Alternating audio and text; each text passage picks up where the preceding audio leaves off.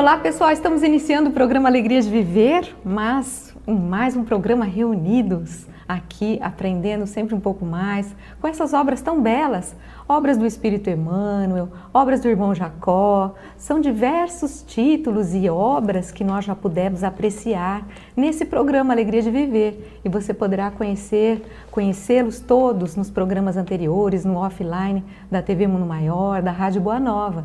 E hoje nós estaremos dando continuidade a um novo livro que iniciamos no programa anterior. Este livro se chama O Espírito da Verdade. E nós já fizemos um primeiro programa iniciando, não o primeiro capítulo, porque como nós comentamos no programa anterior, nós vamos fazer esse livro, a leitura dele não será do início ao fim. Nós vamos pular, vamos pegando alguns capítulos, alguns títulos e comentando aleatoriamente. Então, no programa anterior nós pudemos iniciamos já no capítulo 2º. E hoje daremos continuidade e iremos fazer um outro título, um outro capítulo.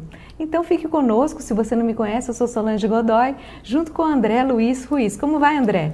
Olá, Solange. Olá, queridas irmãs, queridos irmãos. É uma satisfação e uma honra poder falar novamente sobre a doutrina espírita para que nossas ideias sejam renovadas, uma vez que se nós temos capacidades de aprender e nós não aprendemos, nós estamos deixando de ser seres humanos. Você já pensou nisto? A condição do homem na Terra é a de um animal racional. Se nós somos animais, nós comemos, dormimos, nos multiplicamos, descansamos, fazemos tudo o que um animal faz. Mas a diferença dos outros animais é que nós temos a capacidade de raciocinar. Nós podemos comparar coisas, podemos assimilar experiências, podemos ter uma visão diferente todos os dias quando nós aprendemos coisas novas. Portanto, quando nós passamos um dia e nós não aprendemos nada, ou não nos preocupamos em buscar algo, naquele dia nós só fomos animais. Comemos, trabalhamos, ganhamos nosso pão, dormimos, nos multiplicamos, mas nós não aproveitamos aquele fator diferenciador do reino animal que em nós nos qualifica a um patamar mais elevado na evolução das espécies, que é o de animais racionais. A humanidade é composta pelos seres que estão nesta qualificação. E então, quando nós buscamos apreender através da leitura, através da pesquisa, através da conversa, na conversa a gente apreende conhecimento. Tanto é que quando você vai lá no Livro dos Espíritos, na Lei do Trabalho, você vai perceber que a Lei do Trabalho considera trabalho não aquilo que só produza riqueza. Para os espíritos, toda ocupação útil é trabalho. Eles consideram que tudo aquilo que a gente faça de útil, numa conversa ou em uma visita em que a pessoa fala e você escuta, ajudando essa pessoa a desabafar, a se aliviar, tudo isso é trabalho. Então, considerando que o trabalho realizado no mundo não é somente aquele que produz dinheiro, que produz bens materiais, quando nós estamos lendo, quando estamos conversando com alguém que sabe um pouco mais, ou que é mais qualificado em uma área que nós não conhecemos, nós estamos aprendendo e estamos assimilando a condição de seres humanos racionais. E aí então, nesse dia, nós podemos dizer, puxa, hoje eu fui um ser humano completo, eu aprendi, eu entendi coisas. Pode ser que eu ainda não concorde com tudo, porém eu vou analisar melhor, eu vou observar melhor, eu vou comparar as coisas. E quem sabe disso eu possa ter uma outra conclusão. Isso é muito importante. Outro dia, veja só como as coisas são. A Solange e eu fomos a uma loja para comprar alimentos. E ela viu uma caçambinha assim, com um tipo de semente que ela achou apetitosa. Nós estávamos fazendo a compra, né, Solange? Com a ideia de levar para casa aquilo que a gente pudesse comer rápido. E então a Solange pegou um pacotinho daquilo e colocou no carrinho. Aí chegamos em casa, guardamos as compras e ela pegou aquela caçambinha de sementes e pôs na mesa enquanto ela estava lendo alguma coisa. Aí ela abriu e falou, esse negócio está dando água na boca, eu vou mordiscar. Só que era uma semente que não estava cozida ou torrada.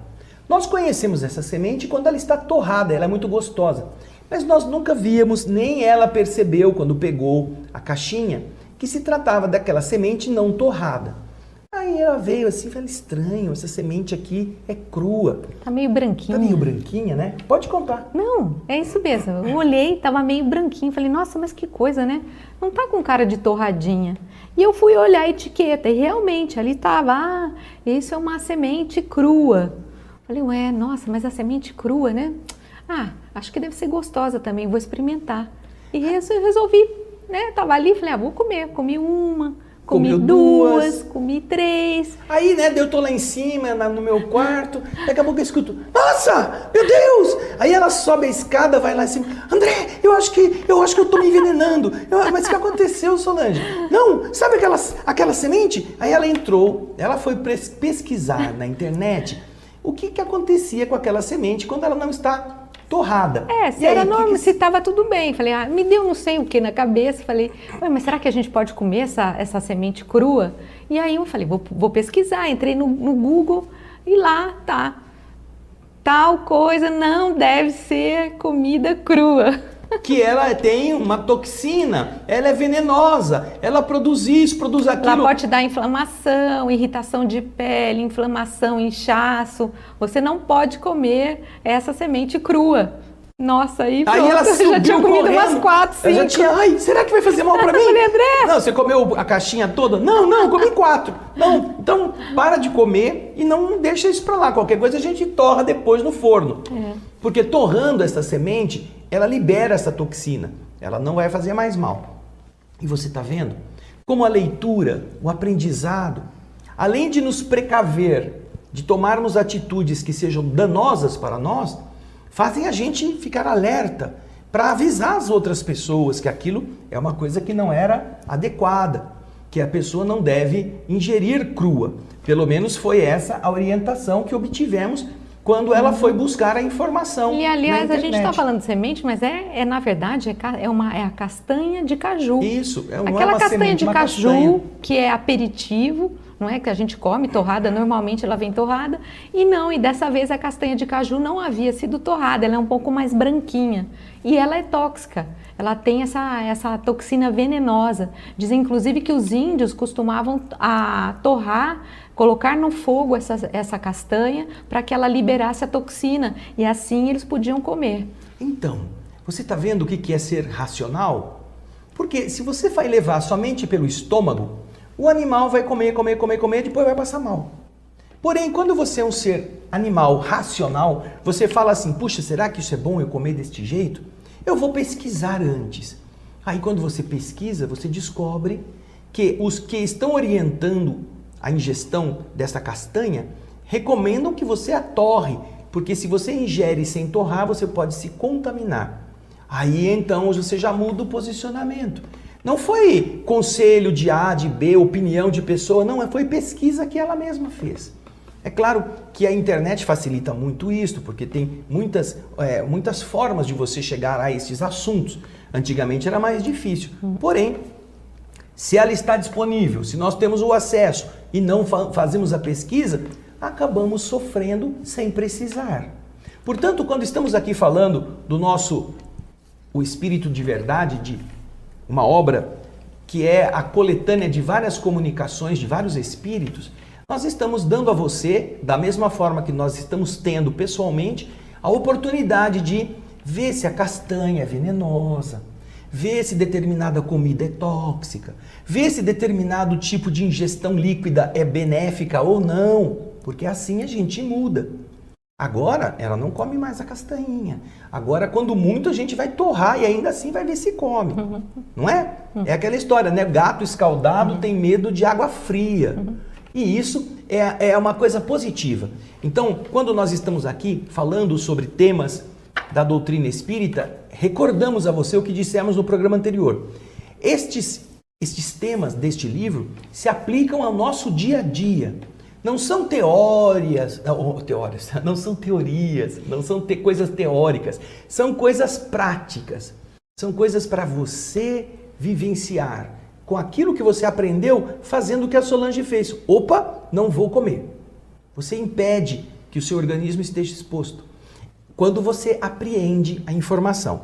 E hoje, Solange, nós vamos começar um capítulo muito interessante. Você quer Nós vamos para o capítulo de hoje, é o capítulo 9. E o título desse capítulo é Dinheiro e Amor. Se você abrir na página do livro, desse capítulo, você vai ver que tem uma referência logo embaixo. Vocês vão poder ver no nosso slide também. Tem uma referência logo embaixo, o André está apontando aí, mas eu não sei se vocês vão enxergar. Vão sim. E embaixo está escrito assim, capítulo 11, item 9. Então, o que será esse capítulo 11, item 9?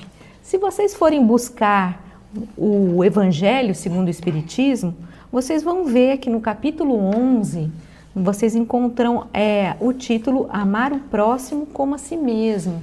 Então, essas mensagens que nós estamos vendo, elas são referentes a trechos do Evangelho. E nesse caso, Dinheiro e Amor, é referente ao capítulo que fala sobre amar o próximo como a si mesmo, no item 9. Você vai ver que logo no começo do livro, logo nas primeiras páginas de apresentação, nós temos o nome, o título, o autor mediúnico, você terá uma frase que está dizendo o seguinte: o Espírito da Verdade. Estudos e dissertações em torno do Evangelho segundo o Espiritismo de Allan Kardec. Portanto, todos os capítulos estão se referindo a temas do Evangelho comentados por vários espíritos. Daí o nome, o Espírito da Verdade, porque está se relacionando a uma das obras da codificação, uma das obras básicas da doutrina espírita, que obviamente é conhecida como o Consolador, prometido pelo Espírito da Verdade, não é? Então, agora, como a Solange já mostrou, nós vamos começar a leitura do capítulo número 9. Vamos lá, Solange? Vamos lá. Diante do bem, não pronuncies a palavra impossível. Ai, mas isso não dá para fazer. Isso aí é muito complicado. Isso é muito caro. Nossa, eu não tenho dinheiro. Como é que eu vou poder resolver este problema? Como é que essa pessoa que está me pedindo ajuda, eu posso ajudá-la se eu não tenho recurso? Não, isso é impossível. Diante do bem, não diga essa palavra impossível. Certamente, sofres a dificuldade dos que herdaram a luta por preço das menores aquisições. O que significa isso? Você vai ver que os espíritos, nesta época em que estavam escrevendo, eles são muito literários, eles escrevem com um primor muito belo, porque a época, quando esse livro foi lançado, os leitores eram de uma classe mais alta do ponto de vista da formação intelectual. Se fossem escritos muito rasteiros, muito simplistas, estas classes mais intelectuais estariam considerando isso uma baboseira. Porém, vindas estas mensagens de espíritos que estão utilizando a nossa língua, o nosso idioma de uma forma bastante fina, bastante interessante do ponto de vista da construção linguística, puxa vida, isso não pode ter sido uma obra de um indivíduo que não teve o curso primário completo. Então você vê aqui que eles estão utilizando algumas formas de escrever que às vezes as pessoas acham difícil de decodificar e por isso perdem o conteúdo, porque elas pulam. Está muito complicado entender esse negócio aqui, eu vou passar. A pessoa não tem a paciência de se aprofundar. Então nós vamos voltar a esta frase que a Solange acabou de ler, pode pôr de novo na tela, nós vamos entender o que está escrito ali. Certamente sofres, no caso ele está se dirigindo ao leitor, não é? Sofre você a dificuldade daqueles que herdaram o quê? Quem herda alguma coisa, é sucessor, é aquele que vai receber. Receberam o quê? A luta, a dificuldade, a dor, o problema. Eles herdaram a luta pelo quê? Pelo fato de não terem procurado aquisições mais nobres, por terem feito coisas erradas, por terem se dedicado a fazer bobagens. Não quis estudar, depois passa fome. Não quis se qualificar, depois não arruma emprego. Não quis ter um esforço maior para ganhar conhecimentos mais profundos. E aí então não é promovido no trabalho, não é considerado como uma pessoa mais bem preparada. É isso que ele está dizendo. Certamente que as pessoas estão sofrendo a consequência daquilo que elas não quiseram fazer. É a lei do menor esforço. E o que vai render isto para a pessoa? Vai render uma situação de luta, uma situação de aflição. Quem não estuda, quem não se qualifica, certamente vai ter que se dedicar para ganhar a vida a trabalhos mais embrutecidos, mais ríspidos, mais ásperos, que os que já se prepararam não querem. Os que já têm mais condições não querem esse tipo de atividade. Vai sobrar para aqueles que não tiveram o esforço. Então é isso que ele está fazendo. Certamente, põe de novo na tela, certamente você sofre a dificuldade daqueles que herdaram como preço das suas menores aquisições o sofrimento, a luta, a briga, a dificuldade a disputa por algum espaço, não é? É natural que isso seja assim. Ainda assim, lembre-se de que a virtude não reside no cofre. A virtude não reside no cofre.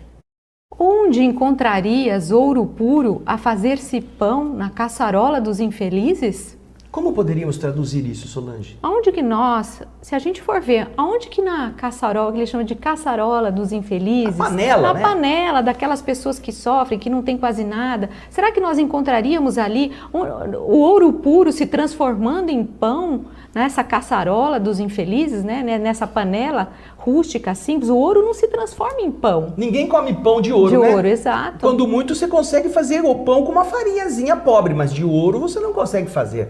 Então, ela está falando, por mais que você desejasse matar a fome, não seria com ouro puro que você conseguiria, não é? Que mais? Em que lugar surpreenderias frágil cobertor tecido de apólices para agasalhar a criança largada ao colo da noite? Outra expressão figurada que o espírito Meimei está usando. Apólice. O que são as apólices?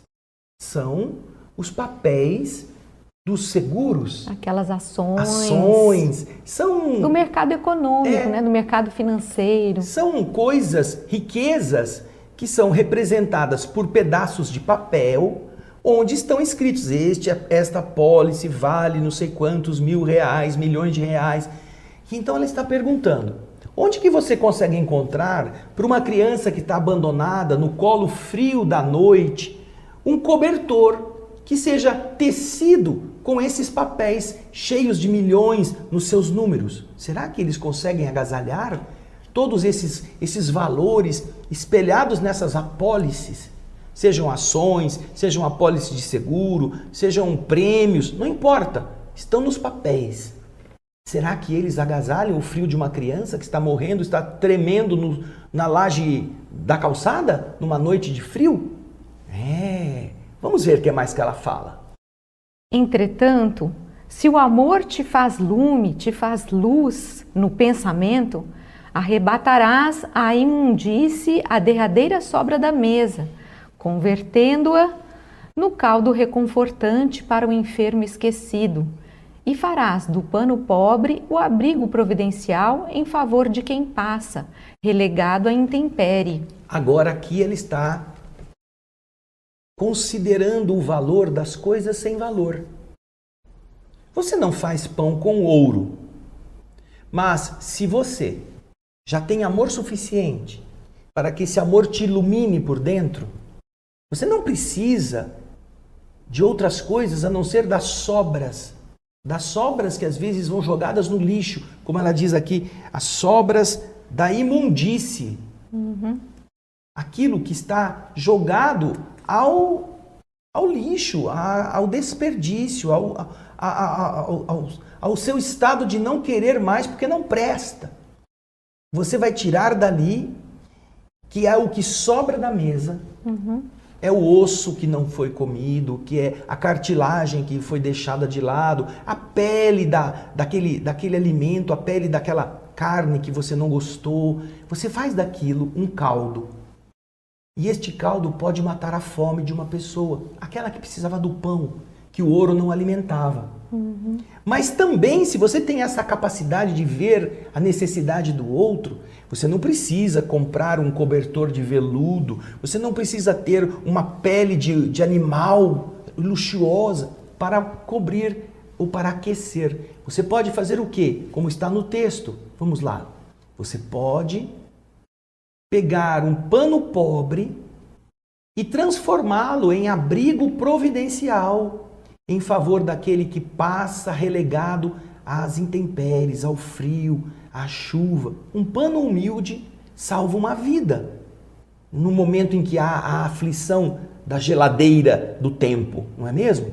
Não precisa ser um pano desses Kevlar, dessas coisas da ciência moderna que produzem inúmeras vantagens para quem usa a regular a temperatura. Não, pega um pano de chão, agasalha quem está passando frio. Eu me recordo, Solange, que quando eu tinha 5 anos ou 4 por aí, eu adorava ir com meu pai em todo lugar que ele ia. Meu pai tinha a ideia de comprar, ele tinha comprado um Jeep Candango. Você sabe o que eu estou falando. Um Jeep Candango.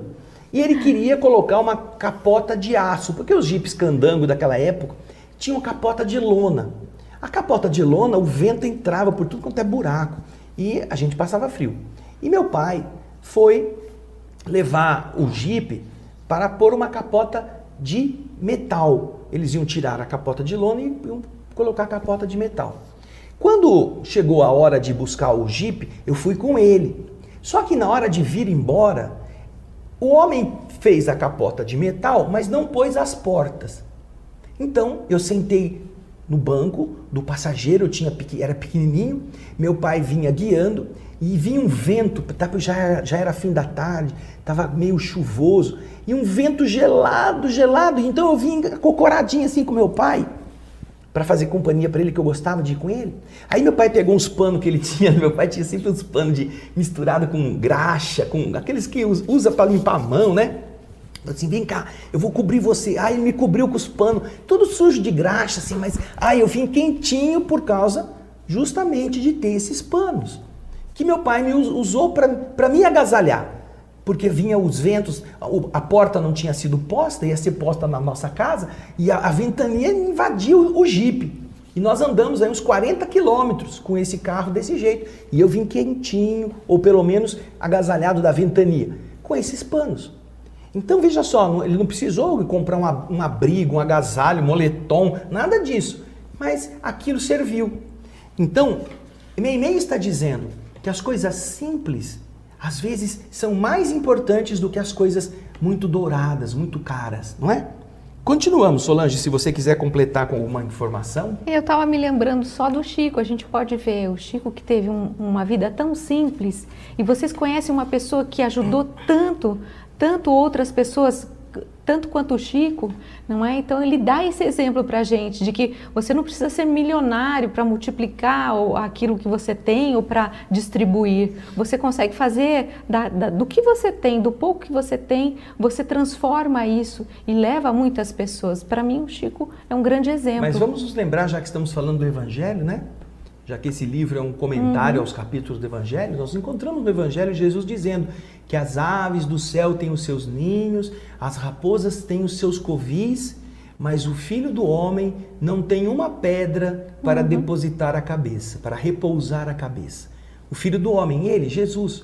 Jesus está dizendo que os animais têm onde se abrigar, seja como ninhos, seja como buracos, como covas, mas ele, o Filho de Deus, não tem uma pedra para deitar a cabeça. Não tinha nada. Para mostrar a importância das pequenas coisas. E você vai ver, Solange, nós vamos encontrar no Evangelho muitas representações dessa pequena coisa. A pequena semente de mostarda que transporta montanhas, é um pedacinho, um pouquinho de fermento que faz a massa toda ficar levedada. É a pitada do sal que dá sabor à comida. Poucas coisas. A pérola preciosa que o homem descobre e aí ele vende todo o seu patrimônio para comprar justamente aquele terreno onde ele havia encontrado a pérola que ele procurou a vida inteira. Vendeu tudo para ter aquela pérola. Tudo isso nós estamos entendendo com Meimei nesta mensagem e que nós esperamos que possam também ser mensagens que cheguem ao seu entendimento. Vamos na lembrança do Chico, na lembrança do Cristo, na lembrança de tantas e tantas outras pessoas que já estão vivendo uma situação assim, vamos dar valor às coisas pequenas, ao invés de ficarmos apenas ambicionando as grandes coisas. E quando porventura as grandes coisas nos beneficiem, não nos esqueçamos que elas estão em nossas mãos para se converterem em coisas pequenas para muita gente, para muitas pessoas. É nossa tarefa, não é? Você pode desfrutar, porém, não se esqueça de fazer outros felizes com isso. É isso aí. Vamos continuar o texto. Uma garganta de pérolas não emite pequenina frase consoladora, e um crânio esculpido de pedras raras não deixa passar leve fio de ideação. Então, se a gente for parar para pensar, o que seria essa garganta de pérolas, não é? Vamos imaginar aquele colar que usava antigamente,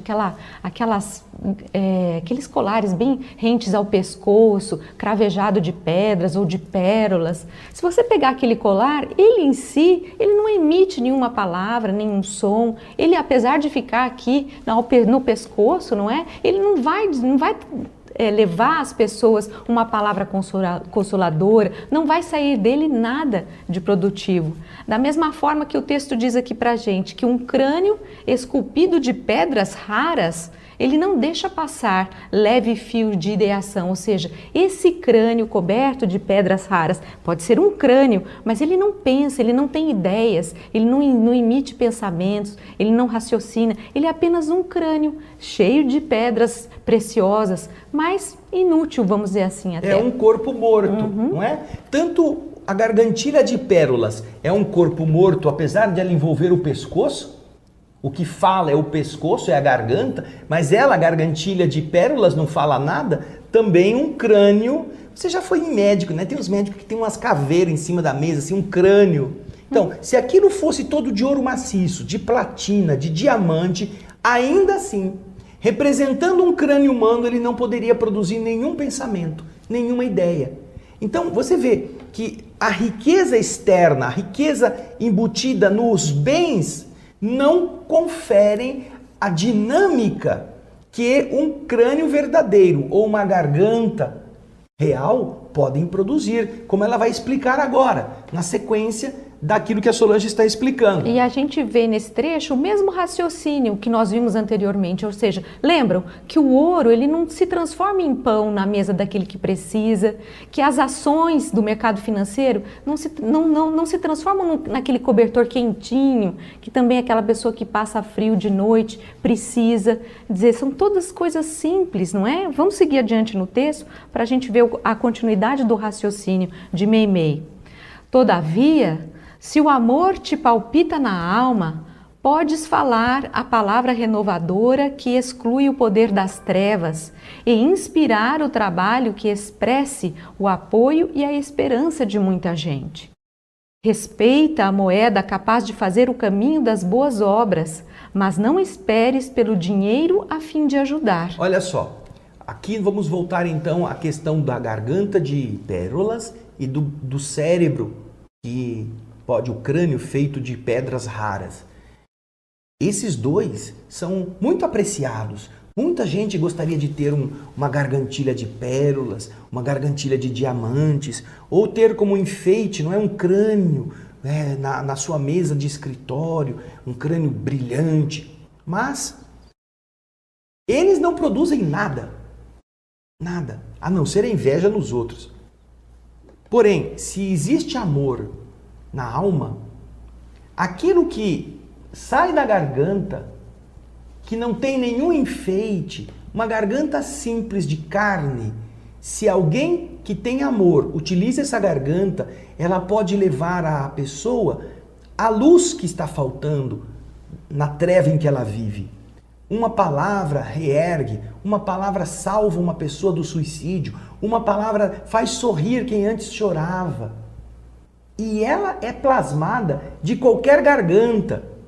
Não precisa estar recamada de diamantes. Da mesma forma, a inteligência pode inspirar o trabalho para aquela pessoa que precisa de apoio. A inteligência que você tem, você pode gerar com suas ideias, com sua atividade intelectual, tarefas para muitas pessoas que estavam ali, inúteis, para se sentirem importantes e também ativas na construção de um mundo melhor. Então você vê, não é preciso ter o ouro na cabeça, não precisa ter uma coroa de platina cravejada de diamantes, não. Basta ter o pensamento inspirado pela luz do afeto, do amor verdadeiro, que a garganta e o cérebro se transformam em ferramentas. Por isso que ele disse, não fique esperando, respeite a moeda. Olha, a moeda é nobre, a moeda é uma expressão de um potencial. Respeite a moeda que é capaz de fazer o caminho das boas obras. Ela ajuda, mas não fique esperando pelo dinheiro, a fim de você fazer algo de útil. Você tem garganta, você tem pensamento, você tem um pano velho, você tem o resto de comida. Por falar em resto de comida, olha que coisa linda. Um dono de um restaurante em São Paulo, ele percebia que sempre sobravam comidas que não eram tocadas pelos clientes que iam comer. Então, o que ele passou a fazer? Antes ele pegava a comida e jogava fora. Ele passou a fazer o quê?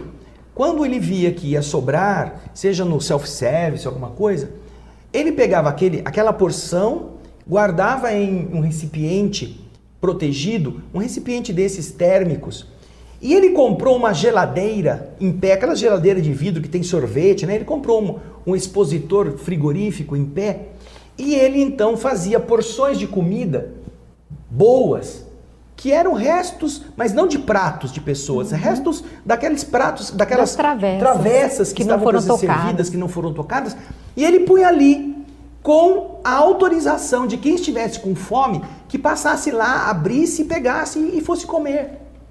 Antes ele ficava indignado de ter que jogar a comida fora. Aí ele fez isso, e isso foi um sucesso tão grande, porque as pessoas começaram a perceber que podiam ir ali com dignidade, não precisavam ficar pedindo esmola para quem estava comendo, atrapalhando as pessoas na hora de almoço. Elas tinham lá uma marmita refrigerada para que elas pudessem se abastecer de uma comida saudável. E era de graça, era dada pelo dono do restaurante. Que coisa linda isto! Que coisa tão humana! Ao invés de jogar tudo fora, desperdiçar e fazer as pessoas andarem como ratos, rasgando os lixos de restaurante para ver se encontram o que comer. Que coisa nobre, não é?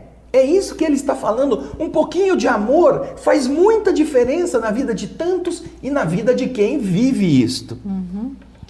Agora, vamos continuar aqui o restante do nosso texto. Hoje mesmo, em casa, alguém te pede entendimento e carinho.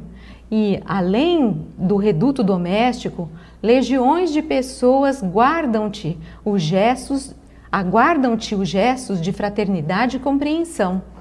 Recorda que a fonte da caridade tem nascedouro em ti mesmo e não descreias da possibilidade de auxiliar. Você é a fonte. Em toda parte alguém está precisando de você. No seu trabalho, um amigo está assoberbado de coisas e você está vendo. No lugar em que você está vivendo um monte de pratos sujos na pia e alguém tendo que fazer o serviço enquanto você não faz nada. Nas situações da vida pessoal, em relação com os demais transeuntes, você está vendo alguém precisando de uma gentileza para entrar na fila ou deixar você com que ele cruze a sua frente e você está vendo. Então, em toda parte, você é fonte, mesmo sem ter dinheiro. Ainda que o dinheiro ajude, não espere ter dinheiro para ser fonte. Você não é uma torneira fechada que só o dinheiro abre. Ou pelo menos não deve ser isso. Você é uma criatura que é a fonte que produz a riqueza. Você não é dependente da riqueza material para ser bom.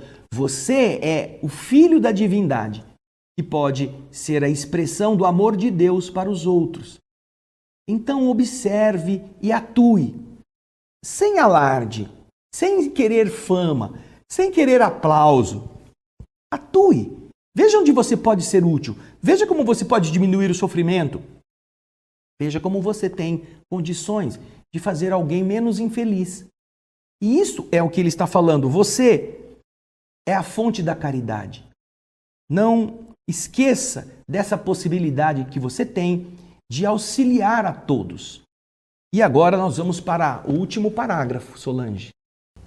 Para transmitir-nos semelhante verdade, Jesus, a sós, sem fiança terrestre, usou as margens de um lago simples, ofertou simpatia aos que lhes buscavam a convivência, confortou os enfermos da estrada, falou do reino de Deus a alguns pescadores de vida singela e transformou o mundo inteiro, revelando-nos assim que a caridade tem o tamanho do coração. Meimei. Vamos partir desta última frase. A caridade tem o tamanho do coração, não tem o tamanho do bolso, nem o tamanho do cofre. Nós vimos na frase inicial que a virtude não reside no cofre. O desprendimento reside na alma.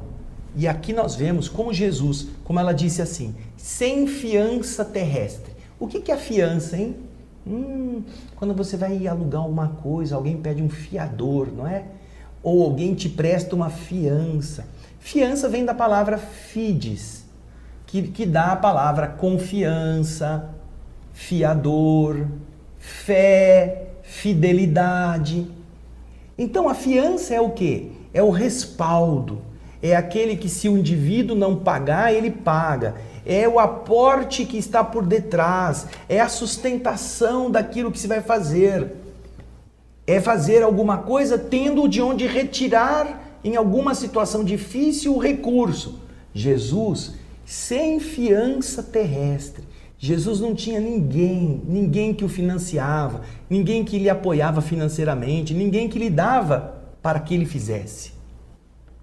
Vemos que Jesus, sem essa fiança terrestre, fez tudo o que pôde no lugar simples. Sentou num barco e ensinou falando.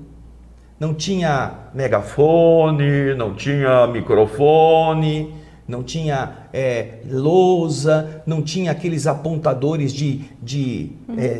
aqueles point, né? Aqueles apontadores de, texto, de lâmpada, de luz que fazem aquele pontinho seguir com laser. Jesus não tinha nenhum recurso virtual ou não para fazer o que ele fez. Usou da sua capacidade de explanar, de amar, de ajudar. Jesus não fez faculdade de medicina, Jesus não era farmacêutico, Jesus não tinha nenhuma capacidade de formação da época, intelectualmente falando, e ao mesmo tempo amava, consolava, reerguia, abençoava, multiplicava, movendo as suas energias sobre a matéria, fazendo com que a matéria voltasse a ter outras características. Jesus tinha um potencial que não dependia de nenhuma fiança terrestre. Por quê? Porque para ele, e como para todos nós devemos nos lembrar disso, a caridade não tem o tamanho dos cifrões que estão na nossa conta. A caridade tem o tamanho do coração. Muito bonita essa frase. Muito linda. Eu queria lembrar, por isso mesmo, essa primeira frase aqui no início do capítulo. Diante do bem, não pronuncies a palavra impossível. Nada é impossível quando a gente deseja. E como disse muito bem o André e o texto, nós não precisamos ser ricos para sermos fonte do bem, de bênçãos na terra. Não é? Então a gente nunca deve dizer, isso é impossível. Não. Tudo é possível quando a gente tem vontade de realizar. Lembra do programa anterior? Você tem aí, não transforma a sua casa num museu. Você tem objetos que estão guardados há muito tempo, podendo fazer a alegria de uma pessoa. Vai dar de presente, ofereça aquilo que já está até um pouco usado, mas está bom. Faça essa pessoa ser feliz por estar recebendo de você alguma coisa positiva que vai ser útil. Então, nosso desejo é que você possa desfrutar das lições que estão contidas neste livro, todas elas ligadas ao Evangelho, como a Solange bem lembrou. E nós, Solange... Muito lindo, nós agradecemos a sua participação, nos despedimos, mas um pouquinho antes disso, gostaria de falar que nós já estamos com o livro Ação e Reação. Isso mesmo! Livro novo, no programa O Espírito da Letra. Começou o novo livro, O Espírito da Letra, a 9ª obra de André Luiz através da mediunidade de Chico Xavier. É isso mesmo, um livro Acompanhe conosco. Isso, um livro muito bacana, falando sobre vários assuntos interessantes. Então você não pode perder. Lançamento todos os sábados, sempre, não é, André? Isso, na nossa TV Alvorada, no nosso canal, aliás, do YouTube, youtube.com/o Espírito da Letra, todo sábado de manhã você vai ter esse novo capítulo, iniciando o livro e na sua continuidade. E também na TV Mundo Maior, o programa O Espírito da Letra é apresentado em vários horários. Você procure na programação. Parece que é às 5 da tarde o lançamento. Você vai poder sempre, no sábado, eu acredito que às 17 horas, você vai ter também o livro, o livro dos Ação e Reação, né? Tô com os domínios na cabeça. Ação e Reação, você vai poder assistir um capítulo novo na TV Mundo Maior. Então, é isso aí. Desfrute, não é? Nos vemos no próximo programa então, Alegria de Viver. Pegue seu livro, faça as suas anotações, porque esse livro sempre traz um assunto, um tema muito bonito. E como vocês podem ver, a gente meio que tenta extrair um pouquinho do espírito da letra, Também apesar desse programa isso. ter Alegria de Viver. Uma confusão de nome, Espiritismo Sem Mistério, Espírito da Letra, Alegria de Viver, e aí vai, né? Mas vale a pena, a gente está aprendendo. Beijão pra vocês. Grande abraço. Tchau, gente. Até lá.